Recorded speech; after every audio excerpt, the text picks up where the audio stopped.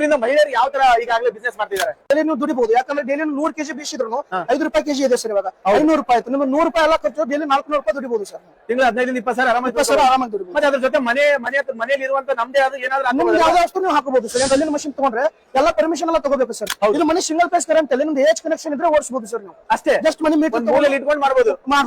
ಈ ತರ ಹೋಪರ್ ಬರುತ್ತೆ. ಡೈರೆಕ್ಟ್ ಆಗಿ ಅರಿಶಿನ ಮೆಣಸಿನಕಾಯಿ ಹಾಕ್ಬೇಕು. ಗೋಧಿ ಆಗ್ಲಿ, ಜೋಳ ಆಗ್ಲಿ, ಸಜ್ಜಿ, ರಾಗಿ, ಹಿಟ್ಟು, ರವಾ, ನುಚ್ಚು. ಪ್ಲಸ್ ಪಾಯಿಂಟ್ ಅಂದ್ರೆ ನಮ್ದು 2 HP 3 HP 4 HP ಅಲ್ಲಿ ನೀವು ಅರಿಶಿನ ಮೆಣಸಿನಕಾಯಿ ಮಾಡಬಹುದು ಸರ್. ಜರಡಿ ಬರುತ್ತೆ, 6 ಜರಡಿ ಬರುತ್ತೆ ಸರ್ ನಿಮಗೆ. 6 ಜರಡಿ ಇದೆ. 6 ಜರಡಿ ಯಾವ ಟೈಪ್ ಹಾಕಬಹುದು? ಮೈದಾ ಟೈಪ್ ಬೇಕಾದ್ರೆ ಮಾಡಬಹುದು, ಹಿಟ್ ಮಾಡಬಹುದು, ರವೆ ಮಾಡಬಹುದು.